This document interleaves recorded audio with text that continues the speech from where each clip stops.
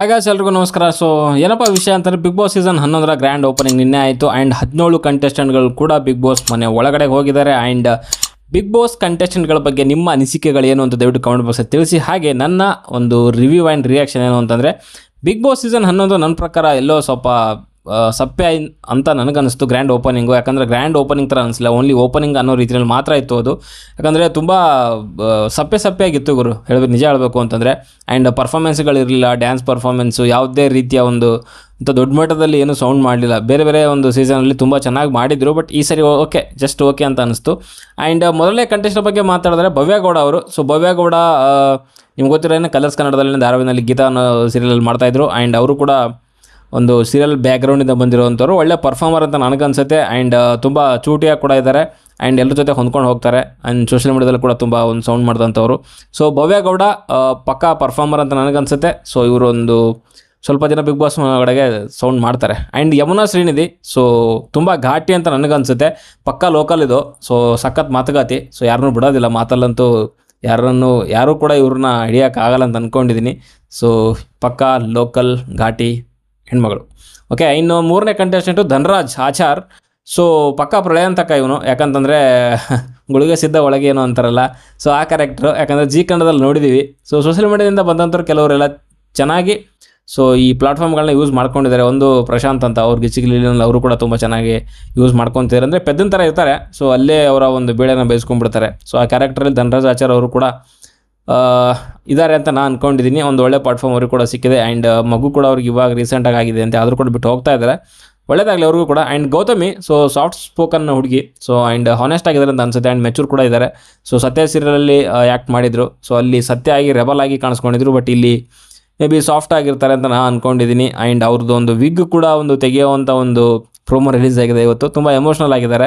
And ವಿಗ್ ಇಲ್ಲದೆ ಕೂಡ ತುಂಬ ಚೆನ್ನಾಗಿ ಕಾಣಿಸ್ತಿದ್ದಾರೆ. ಓಕೆ, ಸೊ ಇನ್ನು 5ನೇ ಕಂಟೆಸ್ಟೆಂಟ್ ಆಗಿ ಅನುಷಾ ರೈ ಆ್ಯಂಡ್ ಧರ್ಮ ಕೀರ್ತಿರಾಜ್ ಕೂಡ 6ನೇ ಕಂಟೆಸ್ಟೆಂಟು. ಸೊ ಇಬ್ಬರೂ ಕೂಡ ಒಂದೇ ಟೈಮಲ್ಲಿ ಬಿಗ್ ಬಾಸ್ ಮನೆ ಒಳಗಡೆಗೆ ಕಳಿಸಿದ್ರು. ಇನ್ನು ಅನುಷಾ ರೈ ಬಗ್ಗೆ ಮಾತಾಡೋದಾದರೆ ಓಕೆ ಕ್ಯಾರೆಕ್ಟರ್ ಅಂತ ನನಗನ್ಸುತ್ತೆ. ಸ್ವಲ್ಪ ಸೇಫ್ಗೆ ಮಾಡ್ತಾರೆ. ಆ್ಯಂಡ್ ರಿಸ್ಕ್ ತೊಗೊಳ್ಳೋವಂಥ ಒಂದು ಕೆಪಾಸಿಟಿ ಅವ್ರಿಗೆ ಇಲ್ಲ ಅಂತ ನಾನು ಅಂದ್ಕೊಂಡಿದ್ದೀನಿ. Just okay contestant. ಸೊ ಅಂಥ ಒಂದು ಒಳ್ಳೆ ಪಿಕ್ ಅಂತ ನನಗನ್ಸಿಲ್ಲ. ಆ್ಯಂಡ್ ಧರ್ಮ ಕೀರ್ತಿರಾಜ್, ನಿಮ್ಗೆ ಗೊತ್ತಿರೋ ನಾನು ನವಗ್ರಹ ಸಿನಿಮಾದಲ್ಲಿ ಅವ್ರು ಆ್ಯಕ್ಟ್ ಮಾಡಿದರು. ಸೊ ಕಣ್ಗೆ ಸಲಿಗೆ ಸಾಂಗ್ ಏನು ತುಂಬ ದೊಡ್ಡ ಮಟ್ಟದಲ್ಲಿ ಹಿಟ್ ಆಗಿತ್ತು. ಆ ಒಂದು ಸಾಂಗಿಂದನೇ ಅವರು ಒಂದು ಜನಗಳಿಗೆ ಪರಿಚಯ ಆಗಿದ್ದಂಥದ್ದು. ಸೊ ಹಠ ಇದೆ ಅವ್ರಿಗೆ. ಯಾಕಂತಂದರೆ ನಾನು ಏನೋ ಅನ್ನೋದನ್ನು ಪ್ರೂವ್ ಮಾಡಬೇಕು ಅನ್ನೋ ಒಂದು ಇದಿದೆ ಅವ್ರಿಗೆ. ಸೊ ಹಠ ಇದೆ. ಸೊ ಅದನ್ನು ಮೇ ಬಿ ಅವರು ಪ್ರೂವ್ ಮಾಡ್ಕೊತಾರೆ. ಆ್ಯಂಡ್ ಸಖತ್ ಕಾನ್ಫಿಡೆಂಟ್ ಆಗಿದ್ದಾರೆ, ಜೊತೆಗೆ ಫೋಕಸ್ ಕೂಡ ಆಗಿದ್ದಾರೆ. ಸೊ ಅವ್ರು ಏನು ಮಾಡೋಕ್ಕೆ ಬಂದಿದ್ದೀನಿ ಅಂತ, ಸೊ ಒಂದು ಏನಾದರೂ ಅಚೀವ್ ಮಾಡಿ ಹೋಗಬೇಕು ಅಂತ ಬಂದವರೆ ಮಾಡ್ತಾರೆ ಅಂತ ಅಂದ್ಕೊಂಡಿದ್ದೀನಿ. ಓಕೆ, ಆ್ಯಂಡ್ ಲಾಯರ್ ಜಗಣ. ಸೊ ನಮ್ಮ ಜಗಣನ ಬಗ್ಗೆ ಏನು ಮಾತಾಡೋದು. ಸೊ ಸಖತ್ daring, bold, so dashing. So Prashanth 2.0 ಅಂತ ನನಗನ್ಸುತ್ತೆ. ಸೊ ಪ್ರಶಾಂತ್ ಸಂಬರ್ಗಿ ಸೊ ಮೀಸೋವಂಥ ಒಂದು ಕ್ಯಾರೆಕ್ಟರ್ ಇದು. ಸೊ ಸ್ವಲ್ಪ ಸೆಲ್ಫ್ ಬಿಲ್ಡಪ್ ಸ್ವಲ್ಪ ಜಾಸ್ತಿ. ಸೊ ಏನೂ ಮಾಡಲಿಕ್ಕಾಗಲ್ಲ. ಸೊ ಬಟ್ ಸಖತ್ ಡೇರಿಂಗ್ ಆ್ಯಂಡ್ ಬೋಲ್ಡ್ ಆಗಂತೂ ಇದ್ದಾರೆ. ಸೊ ಕಾಂಟ್ರವರ್ಷಿಯಲ್ ಇಳಿಕೆಗಳಂತೂ ಖಂಡಿತವಾಗಲು ಬಂದೇ ಬರ್ತವೆ. ಸೊ ಸೌಂಡ್ ಮಾಡೋದ್ರಲ್ಲಿ ಯಾವುದೇ ಡೌಟ್ ಇಲ್ಲ. ಓಕೆ, ಇನ್ನು 8ನೇ contestant Shishir Shastri. So confident ಆಗಿದ್ದಾರೆ, ಒಳ್ಳೆ ಅಡುಗೆ ಮಾಡ್ತಾರಂತೆ. ಆ್ಯಂಡ್ ತುಂಬ ಸ್ಟ್ರಗಲ್ ಪಟ್ಟಿದ್ದಾರೆ. ಒಂದು 13ರಿಂದ 14 ವರ್ಷ ಒಂದು ಈ ಫೀಲ್ಡಲ್ಲಿ, ಸಿನಿಮಾ ಫೀಲ್ಡಲ್ಲಿ ಆ್ಯಂಡ್ ಸೀರಿಯಲ್ ಫೀಲ್ಡಲ್ಲಿ ಸ್ಟ್ರಗಲ್ ಮಾಡಿದ್ದಾರೆ. ಆ್ಯಂಡ್ ಸಖತ್ ಫೋಕಸ್ ಆಗಿದ್ದಾರೆ. ಆ್ಯಂಡ್ ಒಳ್ಳೆ ಪರ್ಫಾರ್ಮರ್ ಕೂಡ. ಸೊ ಡ್ಯಾನ್ಸ್ ಮಾಡ್ತಾರೆ, ಸೊ ನಾಟಕಗಳು, ಸೊ ಈ ಪ್ರತಿಯೊಂದು ಕೂಡ ಅವರು ಮಾಡಿದ್ದಾರೆ. ಸೊ ಒಂದು ಒಳ್ಳೆ ಮನೋರಂಜನೆ ಅಂತೂ ಖಂಡಿತವಾಗ್ಲೂ ಸಿಗುತ್ತೆ ನಮಗೆ. ಇದ್ರ ಜೊತೆಗೆ ತ್ರಿವಿಕ್ರಮ್ 9ನೇ ಕಂಟೆಸ್ಟೆಂಟು. ಸೊ ಕ್ರಿಕೆಟ್ ಆಡ್ತಾರೆ, ಅಥ್ಲೇಟು. ಸೊ ಇವರಿಗೆ ಬಿಗ್ ಬಾಸ್ ಮಾಡಿಸಿದಂಥ ಒಂದು ಶೋ ಅಂತ ಹೇಳ್ಬೋದು. ಆ್ಯಂಡ್ ರಫ್ ಆ್ಯಂಡ್ ಟಫ್ ಕೂಡ ಇದ್ದಾರೆ, ಎಲ್ಲದಕ್ಕೂ ರೆಡಿ ಅನ್ನೋ ಒಂದು ಕ್ಯಾರೆಕ್ಟ್ರು ತ್ರಿವಿಕ್ರಮ್ ಅಂತ ನನಗನ್ಸುತ್ತೆ. ಸೊ ಇವರು ಕೂಡ ಮೇ ಬಿ ಫೈನಲ್ ಗಂಟ ಬಂದರೂ ಬರ್ಬೋದು. Okay, and Hamsa. So confident ಆಗಿದ್ದಾರೆ, ಬಟ್ ಎಲ್ಲೋ ಸ್ವಲ್ಪ ಸುಮ್ಮನೆ ಜಸ್ಟ್ ಬಿಗ್ ಬಾಸ್ ನೋಡ್ಕೊಂಡು ಹೋಗೋಣ ಅನ್ನೋ ರೀತಿಯಲ್ಲಿ ಬಂದವ್ರೆ. ಸೊ ಇವರೇನು ಜಾಸ್ತಿ ದಿನ ಇರಲ್ಲ ಅಂತ ನನಗನ್ಸುತ್ತೆ. ಜಸ್ಟ್ ಒಂದು 2-3 ವೀಕ್ಸಲ್ಲಿ ಇವರು ಹೊರಗಡೆ ಬಂದುಬಿಡ್ತಾರೆ ಹಂಸ ಅವರು. And gold Suresh. ಸೊ ದುಡ್ಡಿದೆ, ಎಲ್ಲ ಇದೆ, ಬಟ್ ಓನ್ಲಿ ನೇಮ್ ಆ್ಯಂಡ್ ಫೇಮ್ಗೋಸ್ಕರ ಬಿಗ್ ಬಾಸ್ ಮನೆ ಒಳಗಡೆ ಬಂದವರು ಅಂತ ನನಗನ್ಸುತ್ತೆ. ಮಾತೆತ್ತಿದ್ರೆ ಉತ್ತರ ಕರ್ನಾಟಕ ಅಂತಾರೆ, ಮಾತೆತ್ತಿದ್ರೆ ನಾನು ಕಡು ಬಡವ ಅಂತ ಹೇಳ್ತಾರೆ. ಬಟ್ ಈ ಒಂದು ಮಟ್ಟಕ್ಕೆ ಬಂಗಾರನ ಮೈಮೇಲೆ ಹಾಕ್ಕೊಂಡು ಯಾರೂ ಕಡು ಬಡವರು ಕಷ್ಟಪಟ್ಟವ್ರು ಯಾರೂ ಬರಲ್ಲ. ಸೊ ಇವ್ರದ್ದು ಮೇನ್ ನಂದು ಇವರಿದ್ದಾರೆ ಬಿಸ್ನೆಸ್ ಮ್ಯಾನ್ ಅಷ್ಟೇ. ಸೊ ಅದು ಬಿಟ್ಟರೆ ಇನ್ನೇನಿಲ್ಲ. ಸೊ ಮೇ ಬಿ ಅವ್ರು ಯಾವುದೋ ತಾತನ ಕಾಲಕ್ಕೆ ಅಪ್ಪನ ಕಾಲಕ್ಕೆ ಕಷ್ಟಪಟ್ಟಿದ್ರೇನೋ, ಅದು ಬಿಟ್ಟರೆ ಅಂಥ ಒಂದು ಕಷ್ಟಪಟ್ಟಿರೋ ರೀತಿ ನನಗೆ ಕಾಣಿಸ್ತಾ ಇಲ್ಲ. ಯಾಕಂದ್ರೆ ಕಷ್ಟಪಟ್ಟವ್ರು ಯಾರು ಕೂಡ ಆ ಒಂದು ಮಟ್ಟಿಗೆ ಬಂಗಾರನ ಮೈಮೇಲೆ ಹಾಕ್ಕೊಂಡು ತಿರುಗಾಡಲ್ಲ. ಕಷ್ಟಪಟ್ಟು ಯಾರಿದ್ದಾರೆ ಕಷ್ಟದಲ್ಲಿ, ಸೊ ಅಂಥವ್ರಿಗೆ ಒಂದು ಸ್ವಲ್ಪ ಸಹಾಯ ಮಾಡ್ತಾರೆ. ಸೊ ಅಂಥವ್ರ ಮುಂದೆ ಈ ರೀತಿಯಲ್ಲಿ ಹೋಗಿ ಬಂಗಾರ ಹಾಕ್ಕೊಂಡು ಯಾರು ತಿರುಗಾಡಲ್ಲ. ಆ್ಯಂಡ್ ಬಂಗಾರ ಹಾಕ್ಕೊಂಡು ಸ್ಪೀಚ್ ಕೊಡುವಂಥದ್ದು ಅವರಿಗೆ ಮೋಟಿವೇಶ್ನಲ್ ಸ್ಪೀಚ್ ಅಂತೆ. ಸೊ ಇದು ನನಗೆ ನಿಜವಾಗ್ಲೂ ಸರಿ ಅಂತ ನನಗನ್ಸಿಲ್ಲ. ಸೊ ನೋಡುವ ಏನಾಗುತ್ತೆ ಅಂತ. And Aishwarya Sindhogi. So independent girl. So 1-2 ವರ್ಷದ ಒಂದು ಗ್ಯಾಪಲ್ಲಿ ಸೊ ಅವ್ರ ತಂದೆ ತಾಯಿ ಇಬ್ಬರನ್ನೂ ಕಳ್ಕೊಂಡಿದ್ದಾರೆ. ಬಟ್ ಅಲೋನ್ ಆಗಿ ಒಂದು ಹೋರಾಟ ಮಾಡಿಕೊಂಡು ಜೀವನ ಸಾಗಿಸ್ತಿದ್ದಾರೆ.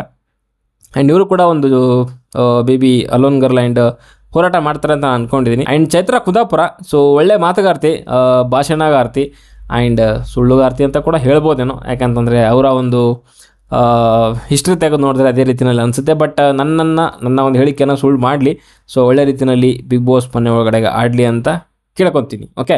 And Mokshitha Pai, cutie pie ಅಂತ ಹೇಳ್ಬೋದು. ಸೊ ಸಖತ್ ಸ್ವೀಟ್ ಆಗಿದ್ದಾರೆ ಆ್ಯಂಡ್ ಫ್ಯಾಮಿಲಿ ಗರ್ಲ್ ಕೂಡ ಹೌದು. ಸೊ ನನಗೆ ತುಂಬ ಇಷ್ಟ ಇವರು ಸೊ ನೋಡಲಿಕ್ಕೆ. ಆ್ಯಂಡ್ ಅಲ್ಲ ನೋಡ್ಲಿಕ್ಕೆ ಅಂತಲ್ಲ, ಸ್ವಲ್ಪ ಸಾಫ್ಟ್ ಸ್ಪೋಕನ್ ಅಂತ ಅನಿಸುತ್ತೆ. ಸೊ ಸೈಲೆಂಟಾಗಿರ್ತಾರೆ ಆ್ಯಂಡ್ ಯಾರಿಗೂ ತೊಂದರೆ ಕೊಡದೇನೆ ಒಂದಿರೋ ಅಂಥ ಒಂದು ಕ್ಯಾರೆಕ್ಟ್ರು ಮೋಕ್ಷಿತಾ ಪೈ ಅಂತ ಅನಿಸುತ್ತೆ. ತುಂಬ ಇಷ್ಟ ಆದರು. And Ugramm Manju, so good actor ಗುರು, ಒಳ್ಳೆ ಪರ್ಫಾರ್ಮರ್ ಅಂತ ಅನಿಸುತ್ತೆ. ಸೊ ಒಂದು ಆ್ಯಕ್ಟ್ ಎಲ್ಲ ಮಾಡಿ ತೋರಿಸಿದ್ರು, ವಿಟಿ ನೋಡಿದ್ರೆ ತುಂಬ ಚೆನ್ನಾಗಿದೆ. ಆ್ಯಂಡ್ ಸಖತ್ ಎಣ್ಣೆ ಪಾರ್ಟಿ ಅಂತೆ. ಸೊ ನೋಡಿದ್ರೆ ಗೊತ್ತಾಗುತ್ತೆ ಅವ್ರ ಮುಖನ. ಓಕೆ. ಉಗ್ರಮಲ್ಲಿ ಒಳ್ಳೆ ಒಂದು ಆ್ಯಕ್ಟ್ ಮಾಡಿದರು. ಆ್ಯಂಡ್ ರೀಸೆಂಟಾಗಿ ಬಂದಂಥ ಕೆಲವು ಸಿನಿಮಾಗಳಲ್ಲಿ ತುಂಬ ಚೆನ್ನಾಗೇ ಮಾಡಿದ್ದಾರೆ. ಓಕೆ.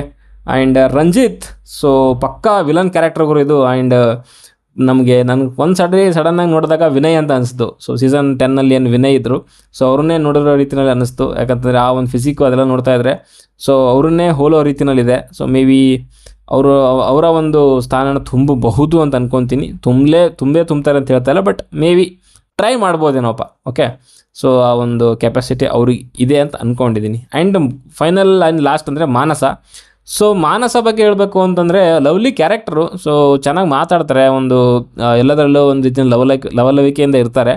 ಬಟ್ ಕೆಲವು ಟೈಮಲ್ಲಿ ಅವ್ರ ಮಾತು ಎಲ್ಲೋ ಅವರಿಗೆ ಮುಳು ಆಗ್ಬೋದು ಅಂತ ನಾನು ಅಂದ್ಕೊಂಡಿದ್ದೀನಿ. ಯಾಕಂದರೆ ಸಂತೂನ ಯಾವ ರೀತಿಯಲ್ಲಿ ಗೋಳಾಕೊಂತಾರೆ ಅನ್ನೋದು ನೀವು ನೋಡಿರ್ತೀರ. ಬಟ್ ಬೇರೆಯವ್ರ ಜೊತೆಗೂ ಕೂಡ ಅದೇ ರೀತಿಯಲ್ಲಿ ಇದ್ದಾಗ ಸೊ ಅವರು ತೊಗೊಳ್ಳೋ ರೀತಿ ಯಾವ ಥರ ಇರುತ್ತೆ ಅನ್ನೋದು ನಾವು ಜಡ್ಜ್ ಮಾಡೋಕ್ಕಾಗೋದಿಲ್ಲ. ಸೊ ಅಂಥ ಟೈಮಲ್ಲಿ ಎಲ್ಲೋ ಅವ್ರಿಗೆ ಪ್ರಾಬ್ಲಮ್ ಆಗಬಹುದು ಅಂತ ನನಗನ್ಸುತ್ತೆ. ಸೊ ನೋಡುವ ಏನಾಗುತ್ತೆ ಅಂತ. ಆ್ಯಂಡ್ ಇಷ್ಟಿತ್ತು 17 ಕಂಟೆಸ್ಟೆಂಟ್ಗಳ ಒಂದು ನನ್ನ ರಿಯಾಕ್ಷನ್ ಆ್ಯಂಡ್ ರಿವ್ಯೂ ಅಂತ ಹೇಳಲಿಕ್ಕೆ ಇಷ್ಟಪಡ್ತೀನಿ. ಇದರಲ್ಲಿ ನನ್ನ ಪ್ರಕಾರ ಒಂದು 9 ರಿಂದ 10 ಕಂಟೆಸ್ಟೆಂಟ್ಗಳು ಪಕ್ಕ ಒಳ್ಳೆ ಪಿಕ್ಕು ಅಂತ ನಾನು ಹೇಳ್ತೀನಿ. ಇನ್ನು ಮಿಕ್ಕಿರೋವಂಥ ಒಂದು 7 ರಿಂದ 8 ಕಂಟೆಸ್ಟೆಂಟ್ಗಳು